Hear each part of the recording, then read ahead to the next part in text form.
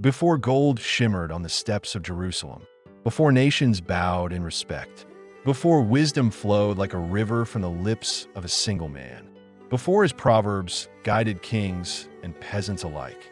Solomon was just a young man with a crown too heavy for his head and a kingdom too complicated for his experience. He did not enter history as a legend. He entered as a boy standing in the shadow of a giant, his father David, a warrior king, an empire builder, a man after God's own heart. How do you follow a man like that? How do you step into shoes still soaked with the sweat, tears, and blood of a generation that fought to secure your peace? Solomon inherited peace, yes, but it was fragile peace. Peace purchased at the cost of decades of conflict. Peace held together by unresolved loyalties, family rivalries, tribal wounds, and political tension. The throne was not a gift. It was a battlefield. Inside David's household, there were multiple potential heirs, older brothers, ambitious princes, influential allies. One of them, Adonijah, had already begun preparing himself for kingship. Without David's direct intervention, the crown might have been lost to a man who cared more about ambition than devotion. Solomon steps onto the stage of Scripture not as a warrior, not as a conqueror, not even as a seasoned leader, but as a young man caught between responsibility and uncertainty. He knew he was chosen, but he also knew he was not ready. This inner tension sets the foundation for everything Solomon becomes. The opening movement of his life is not marked by triumph. It is marked by humility, and it is in this state, humble, unpolished, teachable, and painfully aware of his limitations, that God appears to him in a dream in Gibeon. This moment is unlike anything in Scripture. God does not command. God does not warn. God does not instruct. God invites. Ask for whatever you want me to give you. Time slows here. This is the dividing line between potential and destiny. Imagine being asked that question. Imagine the weight behind those words. Imagine heaven opening not with a decree, but with a choice. Most kings would have rushed toward power. They would have asked for the death of enemies, expansion of borders, security of reign, the loyalty of nations. Solomon asked for none of that. Instead, he looked inward first. He looked at his own heart, his own uncertainty, his own limits. Give your servant an understanding heart, to judge your people, and to discern between good and evil. He did not ask for greatness. He asked to be made equal to the assignment. And God, moved by this posture, responded not with measure, but with abundance. I will give you a wise and discerning heart, and I will also give you what you did not ask for, riches, honor, and peace, so that in your lifetime there will be no king like you.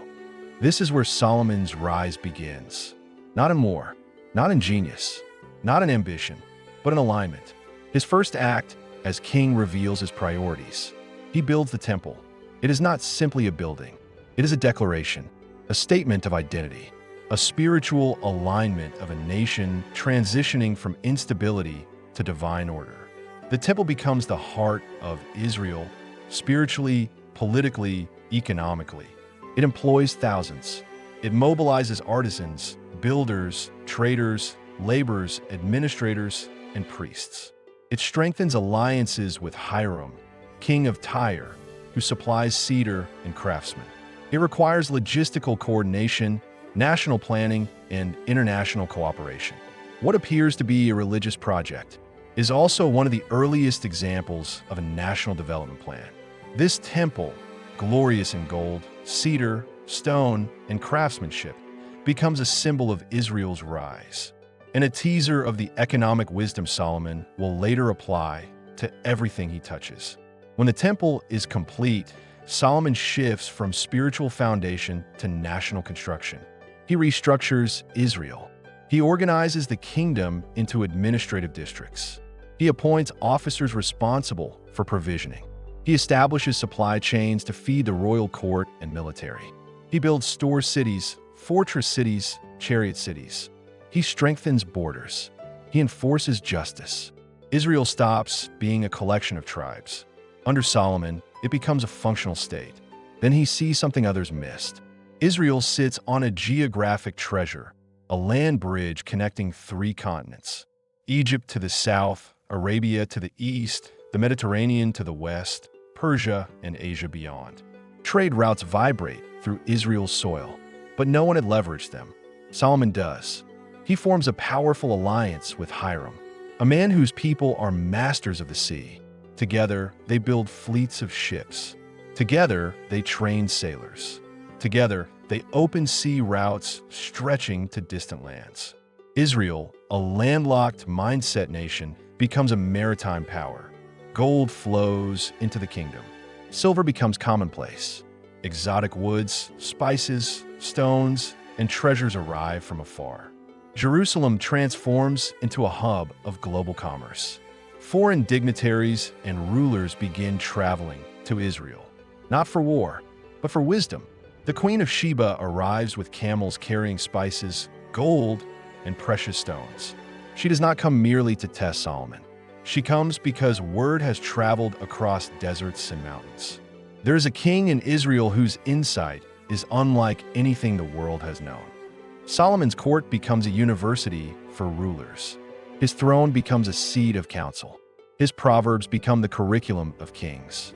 He studies human behavior, discipline, diligence, foolishness, justice, leadership, wealth, poverty, relationships, and governance.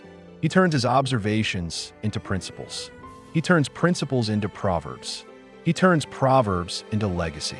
His writings cover the exact subjects modern Christians struggle with today: laziness and initiative, stewardship and waste, discipline and distraction, wealth and poverty, honor and foolishness, planning and negligence, relationships and influence, integrity and destruction. Solomon's early years are a symphony of brilliance, wisdom applied in every direction. He builds, he expands, he systematizes, he partners, he innovates, he observes, he teaches, he governs. But all glory has a shadow, and Solomon's shadow grows slowly. Success is rarely dangerous at first. It becomes dangerous when it becomes normal. The Bible reveals a subtle shift. King Solomon loved many foreign women. It sounds like romance, but is far deeper. Solomon's marriages were political alliances. Each alliance brought a new culture. Each culture brought unfamiliar gods. Each deity required a shrine, an altar, a festival.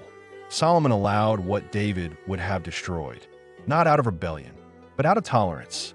And tolerance can be a quiet enemy of destiny. The man who built the temple for Yahweh began building altars for other gods, not because he stopped loving God, but because he started accommodating distractions. The Bible's assessment is devastating in its precision. His heart was not fully devoted to the Lord. Not fully, not rebellious, just divided. It is possible to be gifted and drifting, wise and wandering, successful and slipping, anointed and distracted. Solomon's drift is not the fall of a wicked king. It is the erosion of a great one. He continues to build, but his inner foundation shifts. He continues to lead, but his spiritual clarity dims. He continues to prosper, but prosperity begins to own him. Eventually, his drift will plant seeds that divide the kingdom under his son Rehoboam, a man who inherits wisdom literature, but not a wise heart. But Solomon's story is not primarily a tragedy. It is a mirror, because behind his rise and his drift lie the very principles we will explore in the deep dive episodes. How wisdom becomes wealth, how systems multiply blessing, how partnerships create empires, how drift destroys purpose, how alignment sustains influence, how leadership requires boundaries, how prosperity must be guarded by discipline, how the human heart is the true battlefield of destiny. And even more importantly, Solomon's writings remain a treasury of kingdom intelligence. He leaves us a masterclass of financial insight, leadership strategy, decision-making, relationship management, diligence, discipline, stewardship, vision. He shows us how wealth works, but also how wealth can collapse. He shows us the brilliance of a mind touched by God and the fragility of a heart distracted by comfort. Solomon becomes both blueprint and warning, both invitation and caution. He teaches us how to rise and how to remain. This is not a full biography. This is only the doorway. A teaser, short enough to leave you hungry, long enough to cover the essentials. Because the real transformation lies ahead. Solomon's wealth system, the architecture of his prosperity. Solomon's alliance strategy, partnering for elevation. The Proverbs wealth code, his operating system for success. The drift, why Christians fail in seasons of comfort. Guarding the heart, how to sustain blessing without losing intimacy. Wisdom as capital, the greatest wealth Scripture offers. Building a nation, Solomon's leadership model for modern believers. All of that begins here, with a young king asking for understanding and receiving a kingdom. This is Solomon, the rise, the brilliance, the shadow, and the legacy that still shapes wisdom today. This is the overview. This is the beginning.